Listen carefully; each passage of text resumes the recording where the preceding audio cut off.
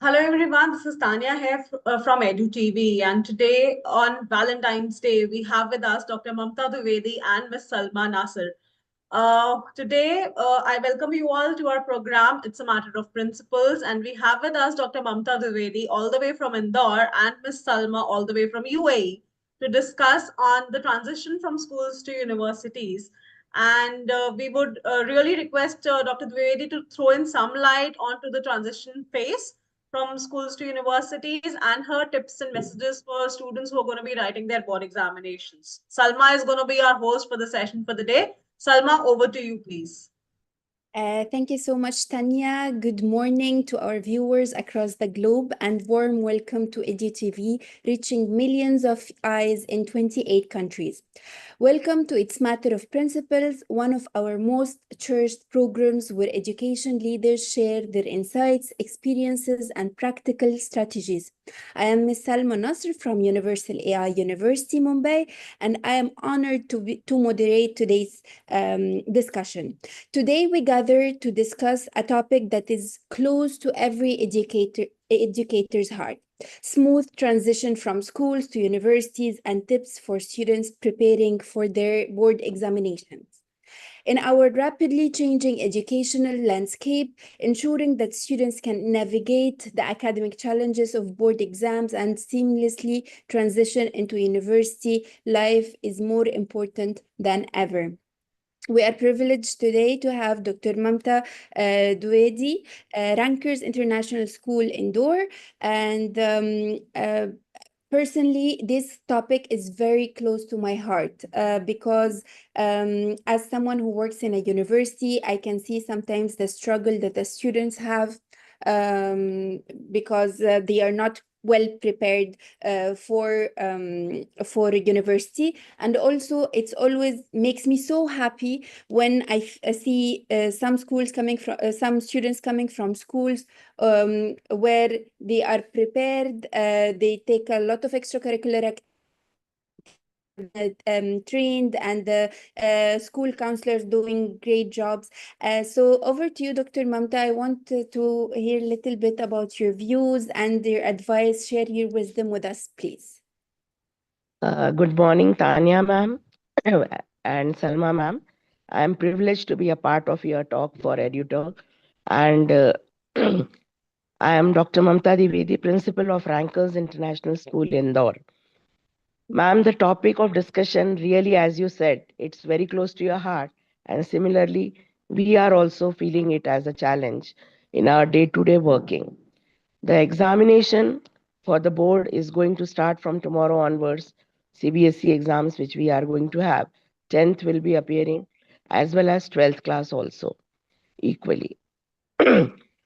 Now, the scenario is that the students, many a times, what we are observing as a parent also and as the head of the institution, there is a too much of communication gap between the parents and the child.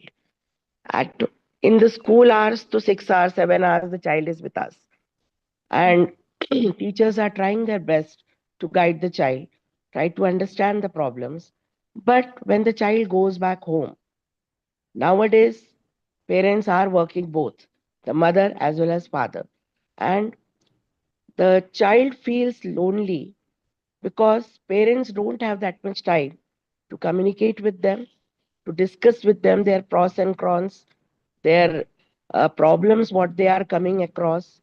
Along with that, the motivation which they are lacking at home. Because what happens sometimes, we can take one example that after the pre boards exams, I will take the boards into consideration only.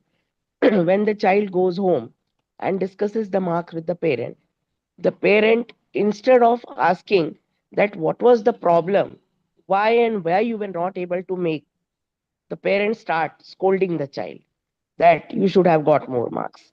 So here the child feels that I am not taken care properly. And secondly, the handling of the child at this stage where the child is going to appear for the board exams need to be done very carefully, because already they are overburdened with stress. They don't know the time management. They are not that much aware of the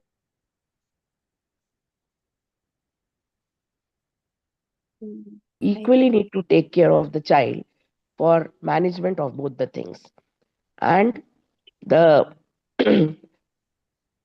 practice more and more needs to be given to the child so that examination should become a part of their life. It should not be a stress for them. Because what I have seen in my career, wherever earlier also where I was working, we had a schedule that weekly twice test will be there. mhm, So now every Monday, every Saturday, the child is into that habit that when he comes from home, there will be a test. Now, daily basis, when the child is habituated to that action, automatically what happens? His stress goes away. He does not have that fear in the mind of examination, and it becomes very easy for him to come from home without tension and give the exam. So, what I feel is that we need to change certain things in house to make the child comfortable and try to remove the fear of examination from their minds. And motivation, yes, that is required again and again because child is, I can say that, a begging for motivation and love and care. That's great insight, Dr. Mamta, as rightly The said. child goes home, he is very much disturbed by the mobile phones and the other technological things also which are trying to make the child away from the education system also what we are observing, the complaints which we get from the parents. So our responsibility becomes more in order to make a balance between technology also which is required equally, but the pros and cons needs to be taken care by us as well as the child should be made understand about that. Uh, Thank you, Dr. You were saying Mamta. about the higher education from the school to the university. Basically, when the child starts ninth grade onwards, we need to have the various career guidance counseling sessions for the child. He should not be into the conventional thing that only the doctors and the engineers are the ones, only the scope is there for them. We have Mhm. n number of options nowadays where the child can do extraordinarily well and have a good career, not only financially, but in a respectable position also. Because parents have that mindset, my child will be a doctor or an engineer, then only he will be successful in his life. So True. that part we take care. And we have to see to it that the child is brought and interest is developed in whichever career the child because n options are there but the child is a raw thing where he does not understand equally that this may be good or this may be bad.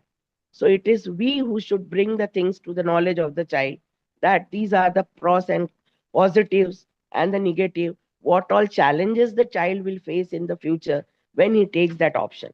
Because once the challenges are clear to the child, he will accept that challenge and move ahead smoothly. But when what happened, the child is unaware that this and this problems I will come across. Like suppose we take profession of doctor itself. Initially, the person thinks that only 5 or to 6 years I have to study and I will become a doctor. But is it Yeah. the so? No. Mm. He has nowadays only MBBS is not going to help the child for the survival. He has to go for PG. He has to go for specialization.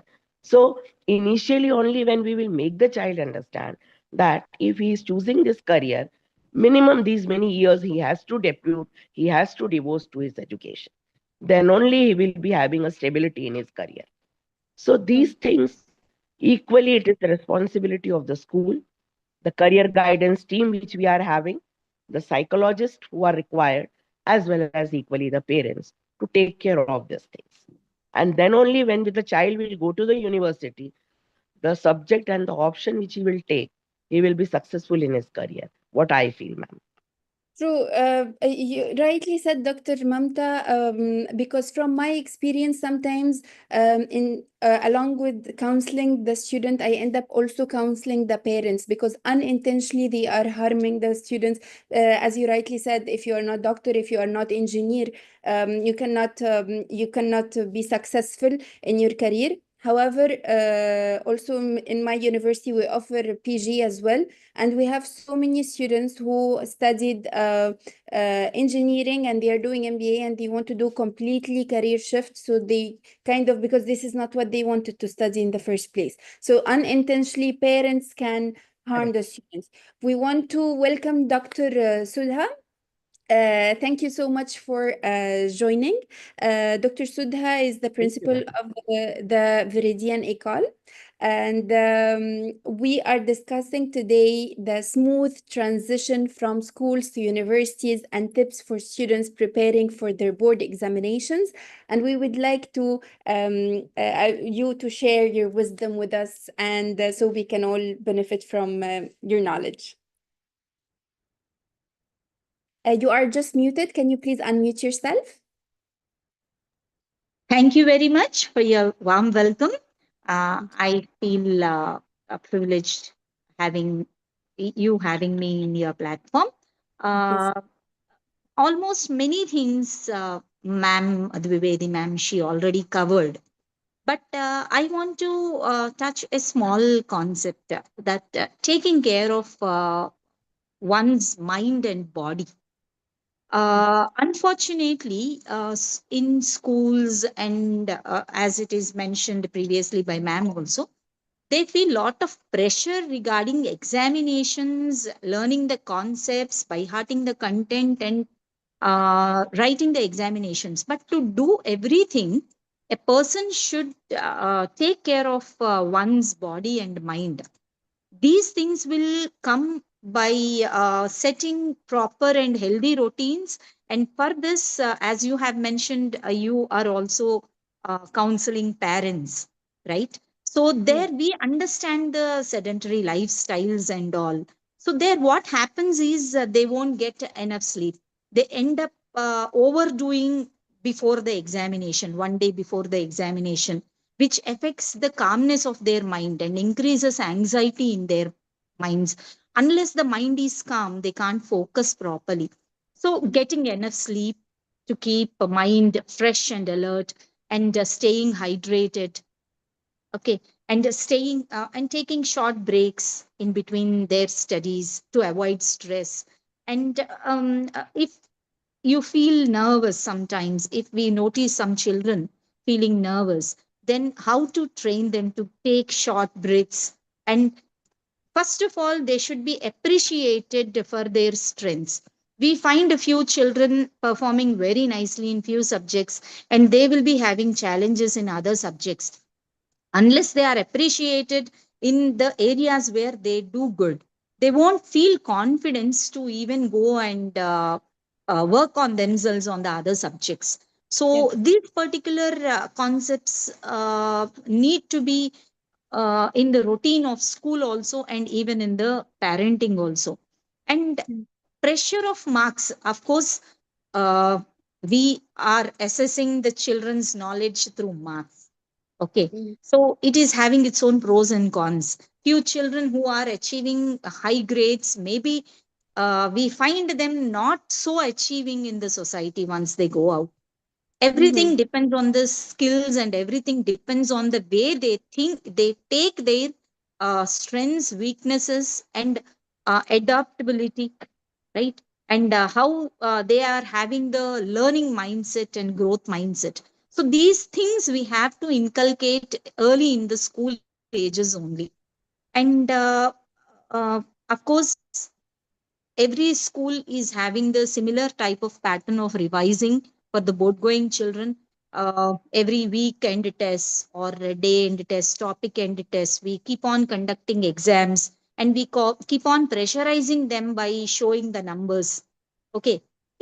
But we can't come out of that particular routine, because that is what is being assessed finally. So we have to prepare them for that. So they have to achieve good grades. So for that, along with achieving good grades, how can we even make them into a better person? And how can we make them handle any other panic situations? These all things are very important. And always it is like hand to hand, hand on hand relationship should be maintained between house and school. Yeah. Unfortunately, most of the private schools, I observe that parents come and question school, why is my child not getting grades? Yeah. Whereas they should come and ask, how can we together improve the child? Yes. So True. there lies the biggest problem. So parenting is very, very important thing.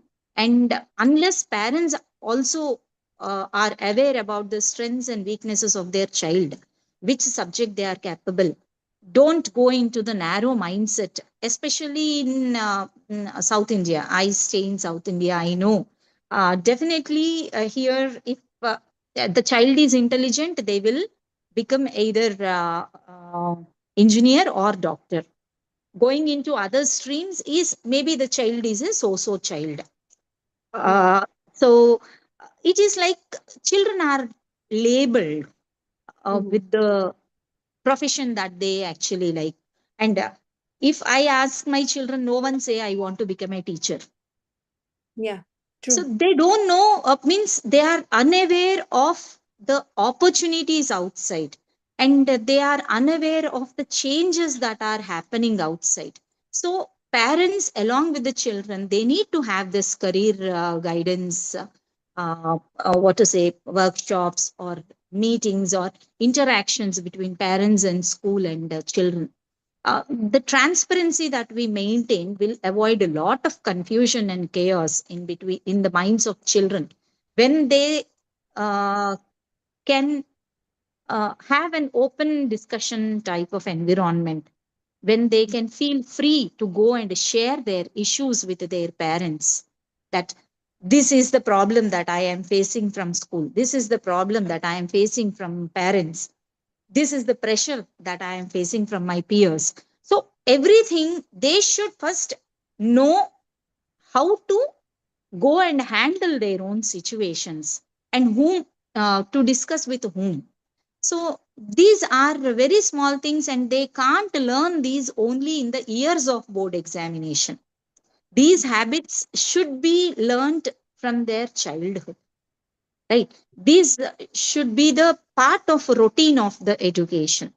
So I I totally yeah. agree with you, Dr. Sudha, because I am part of the panel who interviews students. Because, as I mentioned, I work in a university, so we have our selection process.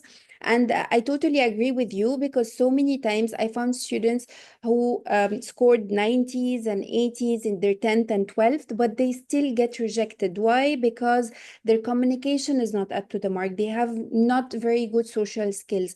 And as a university also, you have to keep reputation that you want people who are engaged and they want to participate in the university, because after all, then parents will come and ask you for placements. So then you need to have students who have some basics, at least, of social skills and communication. However, they have scored 80s and 90s. Also, I agree because we have many students. We are selecting the students, we find that their grades incline. So they will have 80 and 90s, but then if you go engineering and he doesn't have the right skill set or he doesn't like it, then he will start his grades go down. And then the parents are surprised, like, all my kid's life he was very good students, but why he's scoring now lesser grades? And this is because just he doesn't like it. This is not what he wants to study. So I totally agree with you. And thank you so much for you sharing your views with us. And coming again to Dr. Mamta, I have a question for you. So, drawing from your extensive experience, what innovative practices have you adopted at Rutgers International School to help students manage board exam stress while preparing them for dynamic environment of higher education? Basically, ma'am, in order to help our children, one-to-one counseling is done, Mm-hmm. and teachers in the morning, they are giving the wake-up call to the students. They are asking them by the end of the day, in the day, do they feel any of the problem? Any doubts are there? The subject teachers are calling them and they are helping them out online also, if the child is not coming to the school, these are the last days. And during the gap days also, we have given them a clear instruction that they can call to the teacher anytime and they can take the help wherever they require. This is the first important thing which I have made. And meanwhile, when the students were there in the school, it was a habitual reaction which we were doing was that ki question wise analysis was done, that where the child is facing the problem, and then particular topic wise teachers were helping the students so that they can perfect themselves with the topic and they can do their best. Again and again re exams were there, and that exam fear and the phobia has been reduced. Because of that, the child is now at a comfortable pace that he can give the exams calmly, quietly.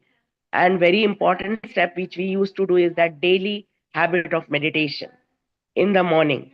We have made the students meditate daily so that they can be in calm and peace mode and their mental stress is relaxed. So what happens that they are themselves from inside, they are calm and they are in a position to handle the stress easily. That's great, Dr. Mamta. Your students are lucky to be at your schools because, as you mentioned, it's very important to take care of students' mental health, because if their mental health is good, then they are able to perform later. Correct, ma'am.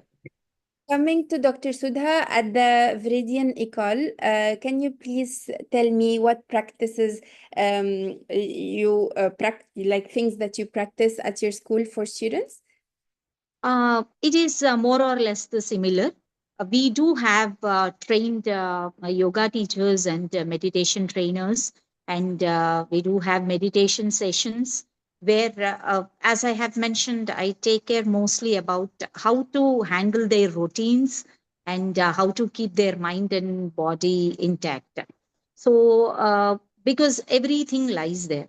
And coming to the academic performances, uh, every topic is thoroughly covered and revised, and we too have a practice of calling children during the gap days. We do have a lot of gaps in between examinations, and it is mandatory for our children to come to school.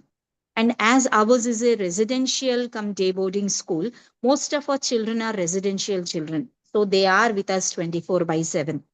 And a few children who are coming from outside, we made it mandatory to come and attend the gap day revisions. And we do practice a lot of previous years question papers, and according to the CBSE website, whatever sample papers they are sending, we have Kendriya Vidyalayas papers, we have Navodaya's papers. So these all sample papers and also the previous year's papers we have solved. Our teachers prepared topic wise all the question banks by themselves, which are actually far and far better than so many publishers, whatever they are selling outside. They are far and far better. Uh, our teachers are preparing far better material. So, children, when they are thorough with one particular topic and they move on to the other subject, when they switch to the other subject, then what happens is the children who are conceptually learning, they remember the concepts and they take very less time to switch to other subject or other topics. But when it comes to average performers, what happens is they get panic or they just by heart sometimes and they forget that. So this memorizing and rote memorizing type of thing where happens, no? So to avoid that, we have particular what mind mapping techniques we use. Last minute mind maps we use for children to have one whole glance of one complete chapter. So child is thorough with the chapter. Textbook reading is what we stress, we enforce it. You have to read line to line from the textbook first, because NCERT textbooks, they are actually renowned for their concept. Every of course, private publishers give us so many other resources. We do use them, but the first priority is read the textbook before you jump into any other private publishers' books or any other material outside, go through your textbook. Once you are going through the textbook, then you are going through the material, and then you are solving previous papers. Child will build a sort of confidence. And it is a duty of a teacher to always remind them of their preparation. They prepare, but they forget. Means they don't forget the answer, but they forget how much hard work they have put. Since 3 months, they are revising. They have written so many examinations. They have revised so much of content. They solved so many previous papers. But what happens is when the date approaches, examination date approaches, they get into a little panic mode. And oh my God, only 2 days. They are writing countdown on the board. And they come into that mode. It is our responsibility to go and motivate the child by saying that, remind them of the preparation that they have done previously. Better you have done this already. This chapter you have written 2 examinations. Okay, this chapter questions you have solved in the previous papers, in the sample papers. Why are you panicking now? This is nothing for you now, because you have already done it. Okay, by chance, if you couldn't do it at that time, no problem. Your teachers are there to support you. We all are here to support. So this type of means one-on-one counseling is very, very important. There are few high achieving students, they can do better, but during the examination, out of this anxiety, they lose. What they do is, if, for example, there is one question in the question paper which is troubling their mind, they sit with that question Yeah. instead of moving on. So read whole question paper. CBSE is also insisting, saying that you have to read whole question paper first. It is giving 15 minutes of reading time. Yeah. So that reading time utilization should be made. During the reading time only, you have to decide which question to answer, which question to leave it in choice. And this all will come only through practice. So for that, uh, so many examinations, slip tests, topic end tests, weekend tests, and again pre-board 1, pre-board 2, pre-board 3. And that means these all things when we are doing, again, uh, free day, we called students even on Sundays.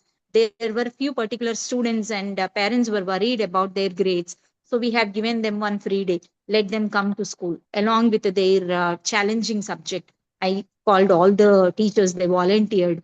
And they were sitting, spreading over whole campus. And they were sitting at their comfort, and they were preparing, they were clarifying their doubts with teachers. Means sometimes the seating arrangement that we give them for revision, or the same, if in the same classrooms, in the same noise, or with the same groups, when we make them sit, sometimes we have to change, right? That shift or that change keeps them curious, or gives them a little unconventional sort of the environment. They can sit anywhere. They can sit in auditorium, they can sit in an amphitheater, they can sit in lawn, they can go to the ground, they can sit in library. So that liberty was given few times to those children, so that to observe what is affecting their learning.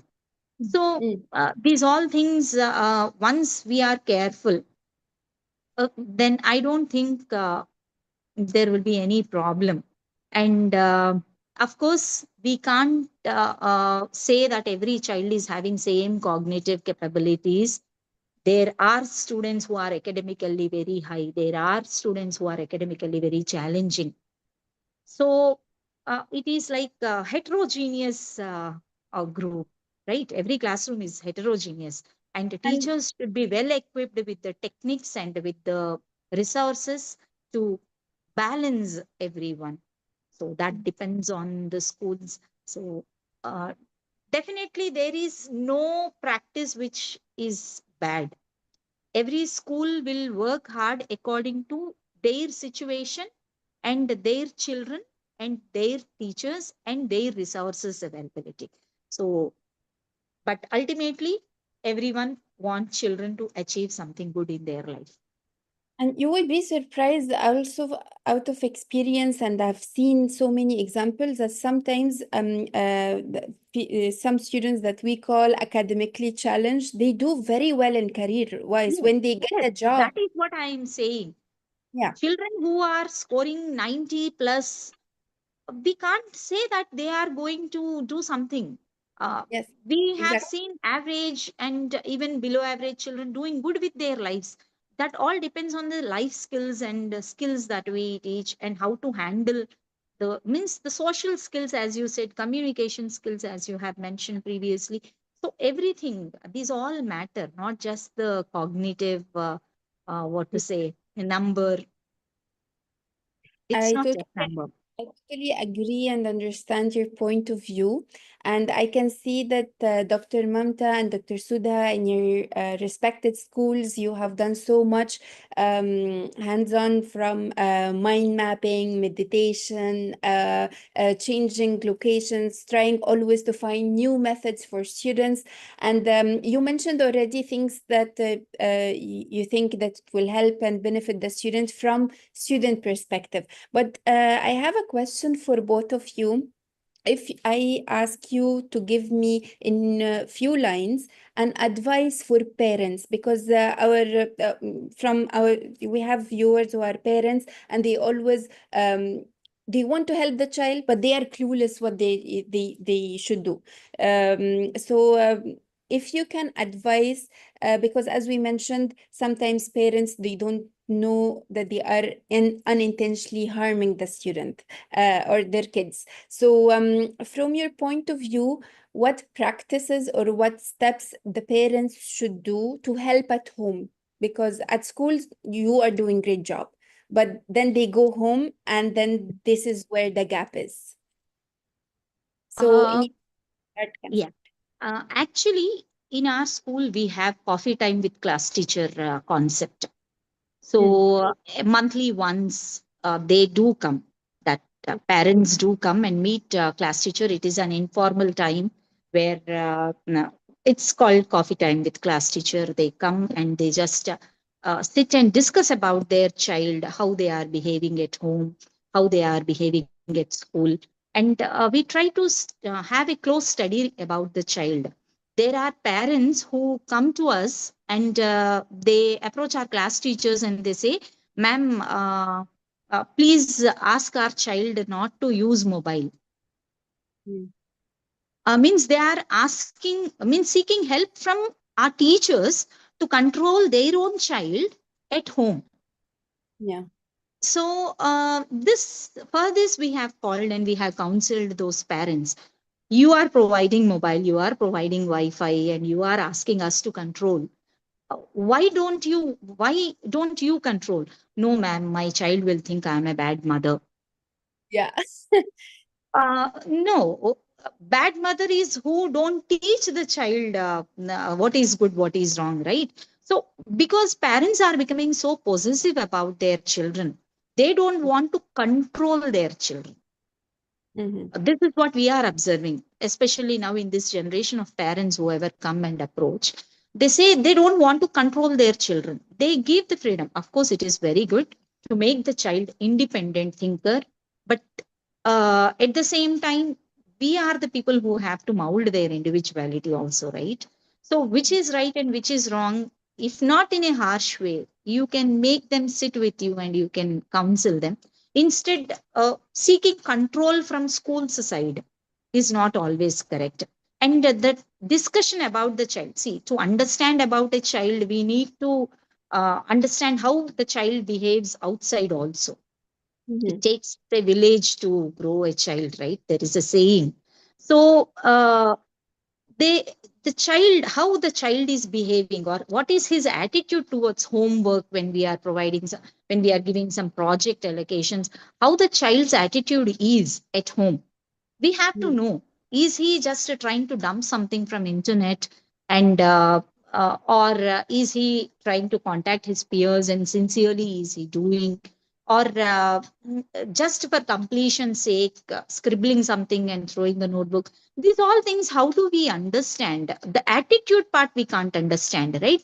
So these things will happen only when teachers are in touch with the parents. So we have two practices. One, as I mentioned, there is an informal meeting, which we call parents and they talk to their child's teachers. And the other one is care calls. Monthly ones, definitely our teachers will be calling the parents and they will be talking. It's only about child, nothing else, right? There is nothing. So it is like to understand these care calls thing and this coffee time with class teacher things worked a lot for me. Not just for the board going children, but everywhere, everyone across the primary classes. So it, we find a lot of changes in the way they talk, the way they sit, the way they move, the tone they maintain. Everything we find a lot of change when this what to say interactions started working on. So I hope they should not come on the way. Means one more very bad practice I have seen in few parenting. They talk bad about school and the teachers in front of the child when they have some problem with some school's policy or system, or when the child is coming with some concern or complaint to parents, then they start speaking wrong or bad about the system or that particular teacher. What respect will the child have on that people? And that child will never respect those teachers again, or that child will never respect the rules again, right? So parenting is very, very important. So it is like when we have continuous communication, no, then these problems maximum we could rule out. So this helped us a lot. Thank you. Thank you so much, Dr. Sudha. Dr. Mamta, can you please share with us a few like Ma'am, advice? Dr. Sudha has very rightly focused on very of the important points. And what we are feeling is that equally as we require counseling for the students, now the situation is that we want for the parents also. Parenting counseling sessions are very much required. And one thing is that parents try to put the burden and the dreams which they were not able to fulfill on their child. This is the normal things which we observe. And many of the questions to ma'am has already informed, Sudha ma'am. Now, what we do is that we have the anecdote records of the child and what are the problems the teachers are facing. They note it down and they one to one they communicate to the parents when they come for the PTM. But we take care that the child is not there. That is very much important because what happens if we complain about the child in front of the parents, many a time the child gets demotivated and feels bad, and somewhere negativity about the teacher and about the parents also comes to the mind of the child. So we take care of that part firstly. Secondly, we counsel the parents to give and spend some time with the quality time with the child. A love and affection should be there, and a trust needs to be developed by the parent so that the child could disclose the problem to them. The child needs to speak to them because that communication gap needs to be reduced. And this is the only reason for all the problems which we are coming across. As ma'am said, the cognitive level of each child is not same. Everybody, mostly we find that the backbenchers were the more successful in their life. But this happens when they were not weak, they were not cognitively weak, but the right thing did not strike them at the right place on the right time. And when That's it does, they are the success ones. So similarly, we have to see that the parents, and one thing the parents should keep in the mind is that in front of anyone, don't scold their child because it happens. Five people are guests are at their home. They start asking about the marks. They start asking small nursery kids. You see, whenever somebody is there, recite a poem. Now the child throughout the day he might be reciting the poem, but when somebody is there, he does not. And then the anger and the frustration comes on the child. So this should not be happening. They have to control their anger, they have to control their emotion, and then guide the child in the right way so that that love and faith will be there. Na? So automatically, whatever problem the child is having, he will come he will be open to the parents, and half, not more than 75% problems will get resolved then and there only. I School is totally doing their best, but the parents need to take care of few things, and then only a good rapport will be there, a long lasting relationship will be there between the child and the parent. I totally agree because I see that the main problem the students have when I'm interviewing them, the lack of confidence and nervousness. And as you rightly said, when they are schooled, because the way that parents handle their issue.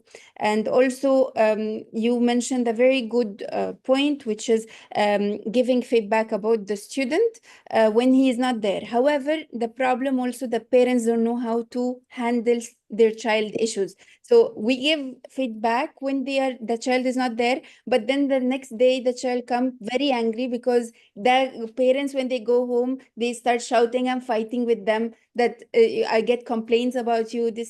So they take their anger out on the student. They're not actually dealing with the problem or the issue of their child. And then Well, Salma ma'am, you are 100% right, but in that case, we need to counsel them also, na, that you are yeah, not supposed to disclose directly the problems which we have.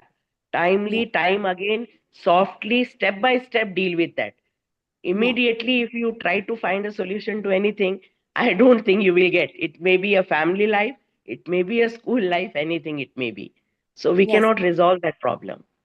Yes, I agree. So that's why I'm telling you it's very important also to counsel parents how to handle their child's issue because then unintentionally again they create a bigger issue. Great, thank you so much. If any of you have any extra point or advice, last word that they would like to share with us, we'll be more than happy. And thank you so much for your guidance. Um, before I would like to extend my heartfelt gratitude to everyone who has made this session possible. To our panelists, thank you for taking the time to join us and for your commitment. To our production team at EduTV, your efforts ensure that our message reaches millions of viewers across 28 countries. To our viewers and educators worldwide, your support and engagement inspires us to continually bring forward discussion that matters. And if you have any last words that you would like to share with us, we'll be more than happy. Just, ma'am, at the end, finally, I would like to say all the best to all the students, those who are going to appear for the board examination, and let them be calm, composed, and be successful in whatever they do. And they have a bright future, a bright life ahead. And thank you, EduTV, for making this effort, for having a very good interactive session for the benefit of the parents as well as the students. And let us have a good education field in the coming time where the problems should be less and the solution should be more. That is the only thing we feel. Thank you, Salma ma'am and the team. Thank you, Sudha ma'am. Thank you, Dr. Sudha, also for joining us. Would you like to say last words? A small message to the students: walk into the examination hall with confidence, remember all your preparation, and give a best shot. You will feel proud. At the end, I would like to mention that at Universal AI University, the first AI university in India, we offer different programs from design, engineering, business, psychology.